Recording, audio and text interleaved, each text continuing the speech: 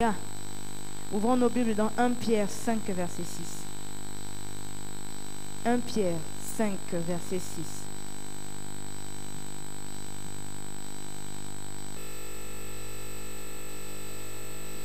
Il dit, humiliez-vous donc sous la puissante main de Dieu, afin qu'il vous élève au temps convenable. Humiliez-vous donc sous la puissante main de Dieu, afin qu'il vous élève au temps convenable. Amen. L'évêque est en train d'expliquer que Dieu veut dire dans ce verset que sa puissante main nous enlève de plusieurs difficultés.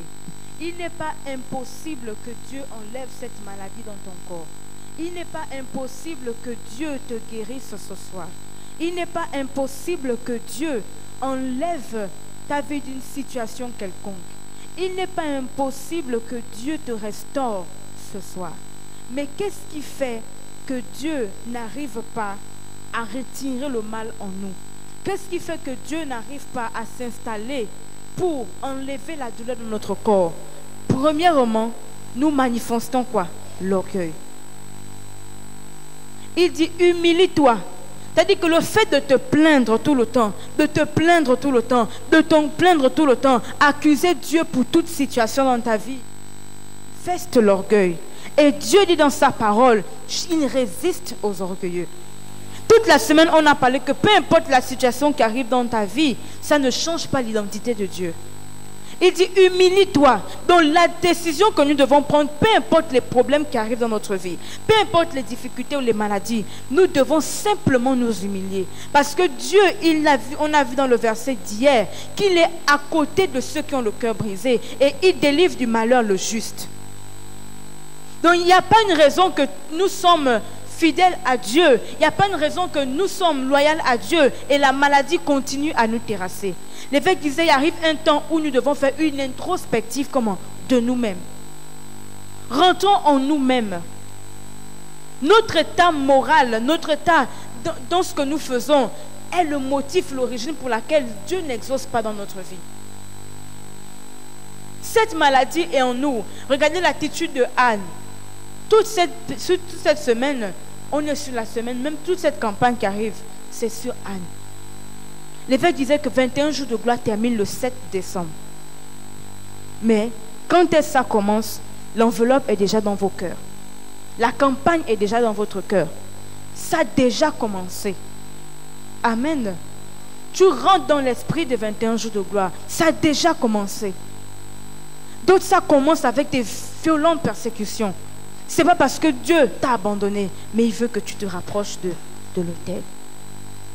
Ça a déjà commencé. C'est à toi de comprendre. Peut-être une maladie peut surgir dans ton corps. Pas parce que Dieu a ouvert la porte aux démons, mais parce que Dieu t'appelle sur l'autel. Il sait que si tu continues à te réjouir comme ça, tu vas rater le temps prophétique pour ta vie. Et il te frappe d'une situation pour que tu te repères où se trouve ton Père. Et lorsque tu arrives devant l'autel, tu sais ce qu'il faut dire. Parce qu'en ce moment, ton cœur est en peine. Ton cœur est meurtri. Ton cœur est rempli d'amertume. Ton cœur est rempli de tristesse, de désolation. Et tu sais que quand tu arrives devant l'autel, tu ne manques pas des mots parce que tu as tout inversé. Tu as tout inversé. Tu sais qu'il y a des situations que ton esprit ne peut pas gérer. Tes propres pensées ne peuvent pas gérer. Ta propre connaissance ne peut pas gérer. Il n'y a que Dieu seul. Et quand tu arrives à l'autel, comme Anne, tu pleures. Peu importe ce que les gens peuvent dire dehors, ça ne peut pas t'effréner. Tu pleures. La situation qui t'arrive en ce moment, un homme ne peut pas résoudre ça. Devant l'autel, tu pleures. Peut-être on t'a dit à l'hôpital qu'on ne peut plus rien pour toi. C'est quelque chose qui vient depuis l'hérédité. Tu attends seulement la mort. Quand tu viens devant l'autel, tu pleures. Parce que Dieu ne t'a pas créé pour venir souffrir sur terre. La Bible nous dit que Dieu avait rendu Anne comment? Stérile. Parfois, Dieu provoque les situations dans ta vie pour que tu te rapproches comment? De l'autel. Peut-être si Dieu avait donné les enfants à Anne, on n'aurait jamais eu l'histoire de Anne dans la Bible. Et ça ne t'aurait jamais édifié. Mais parfois, Dieu fait passer certaines personnes par des moments difficiles pour t'édifier toi. Dieu rend ta vie parfois impossible à vivre pour aider l'autre. Parce qu'il sait que dans cette condition, si tu arrives à à t'en sortir, c'est que tu peux aider l'autre à s'en sortir. Ne prends pas tout le mal qui vient contre toi, ou bien toutes les situations qui viennent contre toi, comme oh, les démons sont à ta poursuite. Il y a un adage qui dit, à tout bonheur, malheur est bon. Tu te rends compte qu'avant de passer un bonheur, tu passes par des persécutions. Avant de rentrer quelque part, quand tu sens que tu es trop menacé, il faut savoir que là, c'est le temps prophétique pour que j'aille là-bas. C'est comme rentrer dans un mariage. Tu te sens trop persécuté. Tu sens que là, c'est l'homme que je dois avoir. C'est comme avoir un travail. Tu te sens trop menacé. Tu sais que là, c'est ma place. Je n'abandonnerai pas. Et c'est ce que Dieu attend de toi et toi et moi. Mais qu'est-ce qui fait que je n'abandonne pas dans les difficultés et la lutte? C'est le Saint-Esprit en moi. C'est le Saint-Esprit en moi qui me rend fort pour que lorsque le vent arrive, lorsque Dieu décharge le signal pour me ramener à l'autel, je comprenne que ce que je suis en train de vivre, ce ne sont pas les démons, mais c'est Dieu qui me donne un signal pour que j'arrive comment? À l'autel. Et je reçois ce signal, je suis devant l'autel. Seigneur, pourquoi cette situation est dans ma vie? Pourquoi ce problème est dans ma vie? Et là, Dieu te révèle certaines situations, certaines clés pour passer quelque part. Parce que tu t'es rabattu du côté de l'autel. Il dit chaque année Anne sacrifiait. Ce n'est pas une fois. Elle a continué à le faire. Elle avait la portion double que tous les autres. Elle continuait à le faire. Elle continuait à le faire. Malgré qu'elle était là devant l'autel, elle pleurait, Seigneur, je veux un fils, je veux un enfant, ne fût-ce qu'un enfant. Ça n'a pas empêché Anne de continuer à sacrifier. La douleur de Anne l'amenait toujours vers l'autel. Les difficultés de Anne l'emmenaient toujours vers l'autel. Pour Anne, elle était stérile. Pour toi, c'est quoi? Il y a un point de ta vie. Il y a un point de ta vie qui t'emmène à pleurer. Et ce point n'est pas là pour te faire sortir de l'église, mais pour te faire chercher Dieu plus qu'à jamais. Pour te faire rentrer dans les parvis de Dieu, pour te dire à toi-même qu'il y a un Dieu sur cette terre. Et je ne peux pas me laisser influencer par le monde pour commencer à critiquer ou pour commencer à voir tous les nombreux défauts en moi. Mais je rentre en moi et je cherche à savoir pourquoi Dieu ne me répond pas. Une chose, je dois m'humilier et non me plaindre. Arrêtons de nous plaindre. Cherche à t'humilier pour comprendre la voix de Dieu. Cherche à t'humilier pour être orienté par Dieu. Cherche à t'humilier pour comprendre que cette situation, Dieu t'appelle vers l'autel. Mais qui peut comprendre ça? C'est celui qui s'humilie.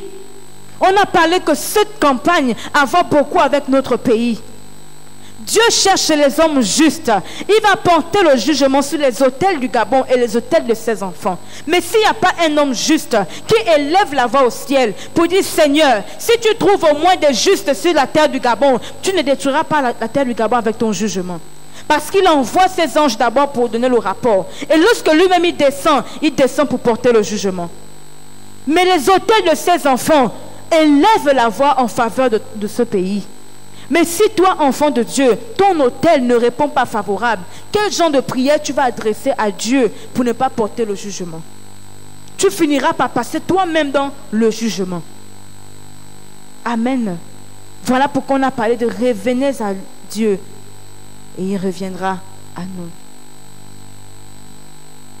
Reviens à lui, il revient à toi. Ce dimanche 27, il ne faut pas échouer. Dieu t'appelle.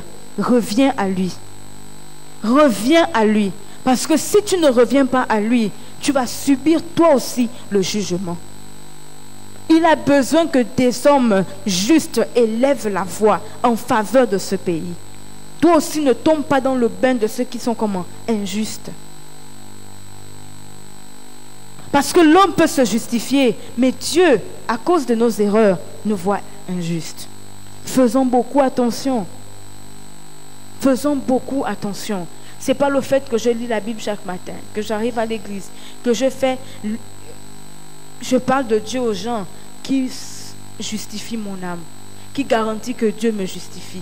Mais ce sont des petites actions que je néglige, qui sont des nœuds attachés au long de mon chemin. Le fait qu'aujourd'hui je prenne des vœux, je n'accomplisse pas, c'est des nœuds que j'attache le long de mon chemin. Aujourd'hui, je n'arrive pas à payer mes dîmes. Ce sont des nœuds que j'attache au long de mon chemin. Je ne respecte pas le vœu que j'ai fait avec Dieu. Ce sont des nœuds que j'attache le long de mon chemin. Et je vais finir par trébucher à chaque fois jusqu'à ce que je tombe.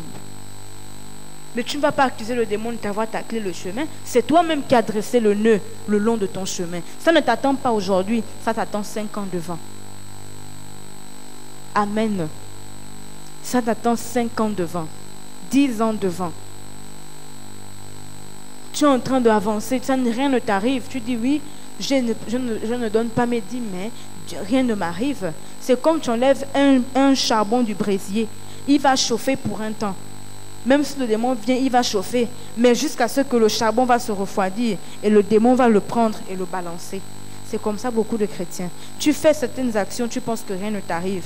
Mais c'est le charbon qui sort du brésier, qui est encore en activité.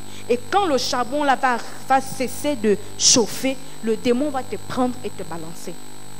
Tu n'es pas sorti le jour où tu t'as balancé, tu es sorti le jour où tu as commencé à quitter du brésier. Parce que c'est le brésier qui réchauffe le charbon. Quand tu n'es plus sur le brésier, tu te refroidis. Donc ce n'est qu'une question de temps. Ne pensons pas que lorsque nous volons les dîmes, nous n'accomplissons pas nos vœux, nous ne faisons pas ce qui est correct. Rien ne nous arrive. Aujourd'hui, rien ne t'arrive. Tu vois que tout avance malgré les difficultés, les erreurs que tu fais en cachette. Rien ne t'arrive. Oba, oba. Mais, attention, le brésier, le charbon est quitté du brésier. Ce n'est pour qu'un temps, la manière dont tu chauffes. Mais quand tu vas arrêter de chauffer, le démon va t'attraper. Et quand le démon va t'attraper, il sera pour toi trop tard. Parce qu'il va se venger de toutes les fois qu'il ne t'a pas eu. Et c'est difficile. Donc le Saint-Esprit en nous maintient en une constante chaleur. N'éteins pas le feu qui te rend actif. Et qu'est-ce qui te rend actif? C'est ta loyauté envers Dieu, ta fidélité envers Dieu. Voilà pourquoi nous disons tout le temps, depuis qu'on a commencé dimanche, répare ton sac. Parce que pour toi, c'est le moyen de rester sur le brésier. Reste à la source. Ravitaille-toi. Ne prends pas le gobelet main derrière pour dire que je vais boire de l'eau, une goutte, je vais arriver le long du chemin. Le chemin est encore très long. Reste à la source. Reste à la source. C'est très important. Amen.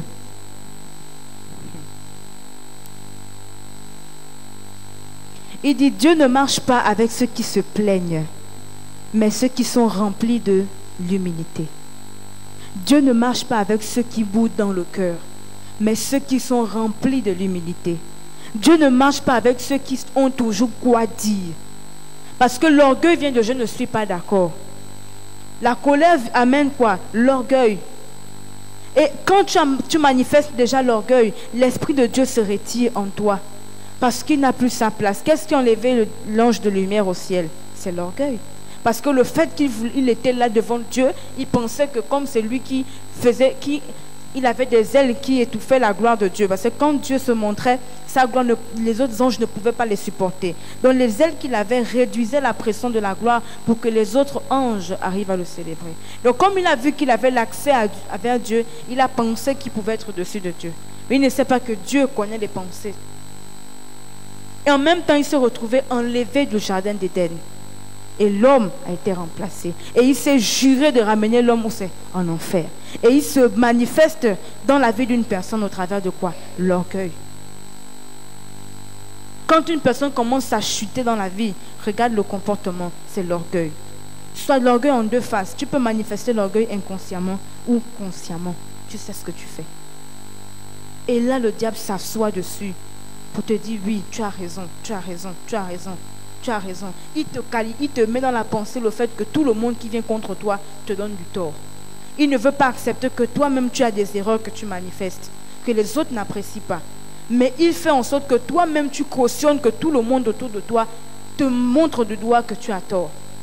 Il te met dans son espace-temps, ta propre bulle, où tu ne vois que les erreurs des autres. Tu n'arrives pas à tourner le miroir vers toi pour dire oui, moi je suis aussi rempli d'erreurs. Mais quelles sont mes erreurs pour que je m'arrange? La parole de Dieu est un miroir pour toi et à moi. Mais si nous-mêmes, nous ne sommes pas nous-mêmes conscients qu'on a des erreurs en nous, Dieu ne peut pas venir nous changer. Il ne peut pas changer une personne qui est déjà parfaite. Il n'est pas venu pour les saints, Il est venu pour les maris de Magdala. Il est venu pour les gens qui étaient remplis des erreurs. Il est venu pour des gens qui étaient abandonnés de tout ce que toi on accusait pécheurs. Il est venu pour eux. Pour ces personnes qui ont reconnu que ma vie est telle qu'elle est, mais je veux changer. Il est venu pour eux et il tend la main à ces personnes. Ces 21 jours de gloire, Dieu tend la main à ces personnes. Je veux changer, c'est toi que Dieu appelle. Il ne cherche pas les gens pour se plaindre. Mais la personne qui s'humilie reconnaît l'existence de Dieu. Qu'il y a un Dieu qui est là-bas en haut.